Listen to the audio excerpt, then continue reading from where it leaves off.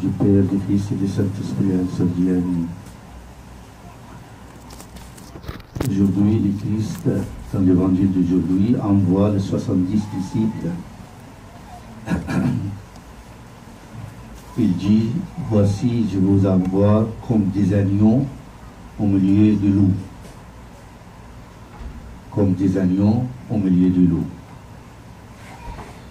Après que le Seigneur a assuré ses disciples sur la nécessité de la vie pendant la mission, et après qu'il les a donné la puissance, la force pour faire des miracles,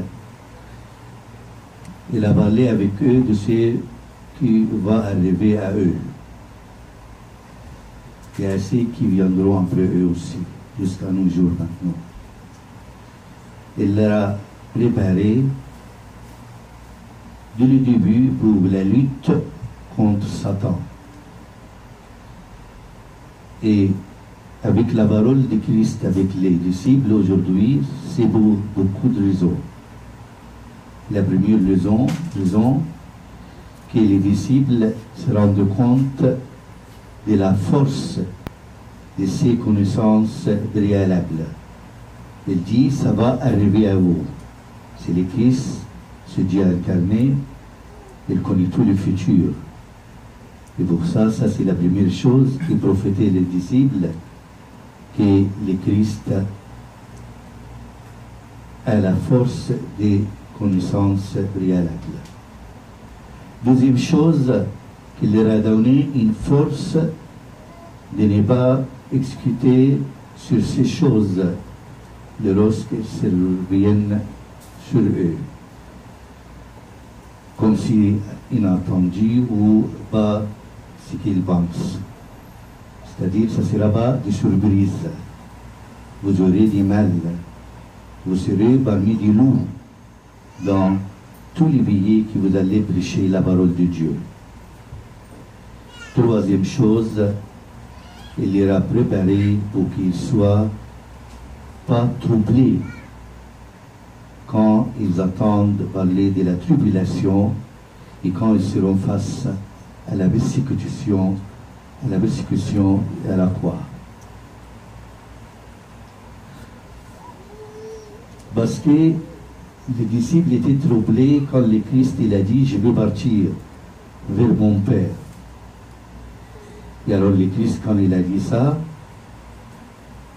ils disent dans la Bible, la tristesse a rempli leur cœur. Ils étaient tristes parce que le Seigneur va les quitter et monter au ciel. Et pour ça, le Christ les a préparés pour toutes les tribulations, toutes les persécutions qui vont arriver à eux. Il a demandé des choses. Il demande à nous tous ces deux choses.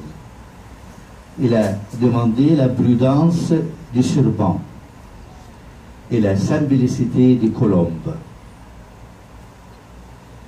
Vous voyez, le serpent, le plus important pour le serpent, c'est sa tête. On peut faire tout avec le corps, mais il veut toujours se sauver par la tête.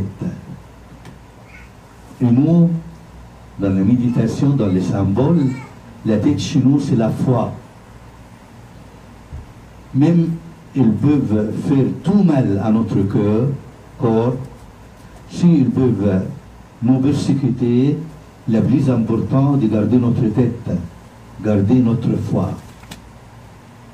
Et vous vous rappelez de la scène des 21 Égyptiens en Libye.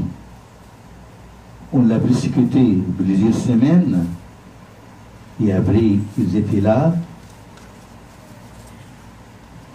on décapite, on coupe la tête, mais eux, les ennemis, ils sont coupés la tête, mais leur tête spirituelle, elle était là, c'est la foi. Et pour ça, soyez prudents comme les serpents. La tête, la foi. Deuxième chose, soyez simples comme les colombes. Et quand il dit ça, les seigneurs, on ne peut pas être prudent comme le serpent, sans être simple comme le colombe. Les deux ensemble. Et la simplicité dans la vie d'un chrétien, c'est très important, comme la sagesse. Mais la sagesse sans la simplicité, ça ne marche pas. Et la simplicité sans la sagesse ne marche plus pas. Et moi, je dis souvent, toutes les vertus de l'homme que donne le Seigneur, l'amour, la prière, la donation, la charité, sans la sagesse, ça ne sert à rien.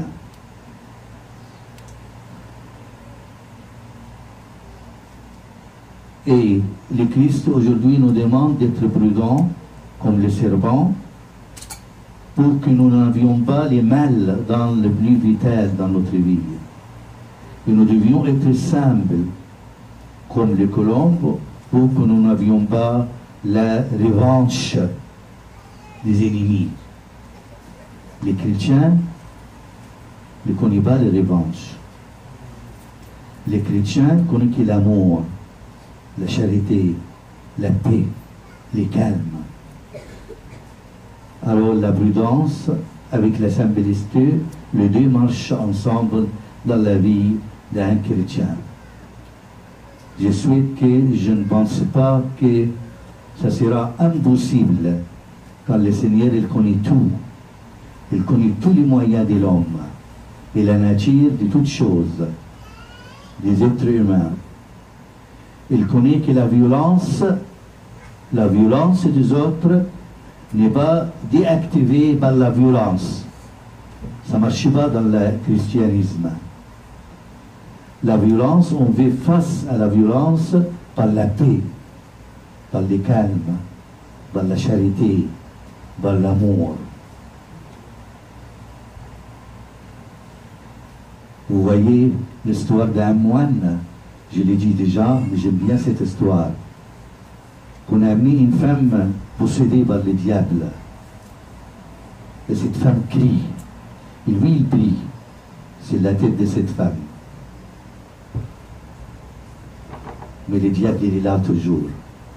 Et à la fin, il a giflé le moine. Alors le moine, tout de suite, il a donné l'autre joue. Et quand le diable il a vu ça, il ne peut pas supporter. Il a quitté le corps de cette femme. Par les prières, il n'a pas arrivé. Mais par la charité et l'amour, il est arrivé à exaucer cette femme. Vous voyez? Alors, la violence, on ne peut pas les désactiver par la violence. Non. C'est pas chez nous, ça. C'est par les prières, par le calme, par la paix et par l'amour. Nous devons lire l'acte des apôtres, on va voir beaucoup de choses qui se semblent, comment ils sont prêchés la parole de Dieu, les apôtres. On va fêter la fête des apôtres le mercredi prochain. Et les Juifs étaient révoltés tous les temps contre eux. Et un jour, les Juifs ils ont dit à Jean et à Pierre, ils lui disent, nous vous avons pas défendu expressément d'enseigner un nom là, le nom de Christ. Alors, Pierre et Jean étaient très sages. Ils avaient la prudence du serpent et la simplicité du colombe. Qu'est-ce qu'ils sont répondus aux Juifs? Ils ont dit, jugez, s'il est juste devant Dieu, de vous obéir plutôt qu'à Dieu.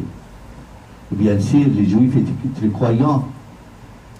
Ils ne peuvent pas dire il faut oublier nous plus que Dieu. Alors, quand Jean et Pierre sont répondus à cette verset-là, les Juifs, ils ne pouvaient faire rien. La violence, on fait face par l'amour et le calme et la charité. À lui la gloire éternellement. Amen.